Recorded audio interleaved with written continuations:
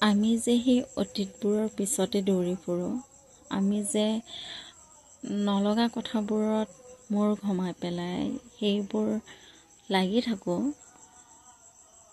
তাহানিৰে বস্তুবোৰ বিষয়ে যে আমি নেৰানেপেৰাকৈ বিচাৰি ফুৰোঁ, সেই সকলোবোৰ জানো আমাৰ লগত থাকে? আমি জানো সকলোবোৰ লগত ৰাখিব পাৰোঁ? নমস্কাৰ, মই মোৰ অন্য এটি ভিডিঅ'লৈ আপোনালোক সকলোকে স্বাগতম জনাইছোঁ। আজি অৱশ্যে মোৰ মনৰ ভাৱখিনিহে ক'ব ওলাইছোঁ। আপোনালোকে আপোনালোকৰ মতামতখিনি জনাই যাব সম্পূৰ্ণ ভিডিঅ'টো শুনি পেলাই। কথাটো হ'ল, আমি সৰুৰে পৰা এতিয়ালৈকে যিবোৰ বস্তু অতিক্ৰম কৰি আহিছোঁ, যিবোৰ বস্তু আমি লগ পাওঁ, যিবোৰ বস্তু আমাৰ লগত থাকে, সকলোবোৰ জানো এতিয়াও আছে? বুজা নাই নহয়? এতিয়া কথাত কৈছোঁ, আমি সৰুকালত আমি নজনাকৈ আমাৰ প্ৰিয় মানুহ বহুত আছিলে, আমাক মৰম কৰা, আমাক ভাল পোৱা মানুহ বহুত আছিলে, মনেৰেও ভাল পায়। তেওঁলোক জানো এতিয়া আমাৰ ওচৰত আছে? তেওঁলোকে জানো এতিয়া আমাক চিনি পাইছে?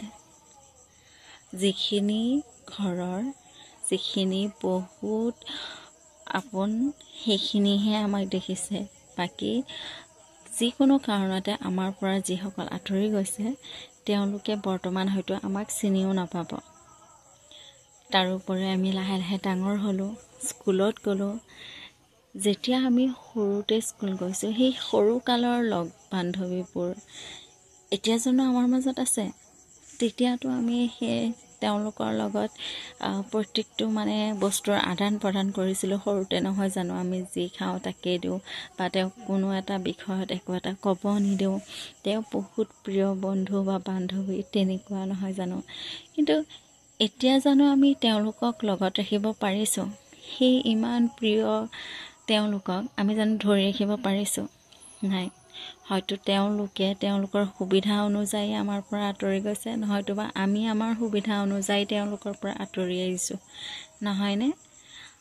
কথা হ'ল, কিছুমানে কৰ্মসূত্ৰে আঁতৰি যায়, কিছুমানে স্কুলৰ কি হয়, কিছুমানে ভাল স্কুলত পঢ়িবলৈ আঁতৰি যায়, কিছুমানে বিভিন্নজনে বিভিন্ন কাৰণত নিবিচৰা স্বত্তেও সন্মুখৰ জনৰ পৰা আঁতৰিব লগা হয়। তাৰপিছত আহিলে ডাঙৰত, আমি যিয়েই নহওক, যিমান আপোনেই নহওক, যিমান আমি আমাৰ লগত সকলোকে ৰাখিবই কিয় নিবিচাৰোঁ, কোনো আমাৰ ওচৰত চিৰস্থায়ী হৈ নাথাকে। আমাৰ বহুত প্ৰিয় প্ৰয়োজনীয় আপোন মানুহে হয়তো আমাৰ পৰা এদিন আঁতৰি যায়।